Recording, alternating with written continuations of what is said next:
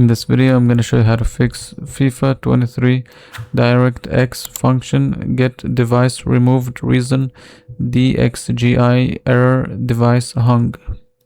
So first, go here, type Windows Security. Go here, go Manage Settings and turn this off.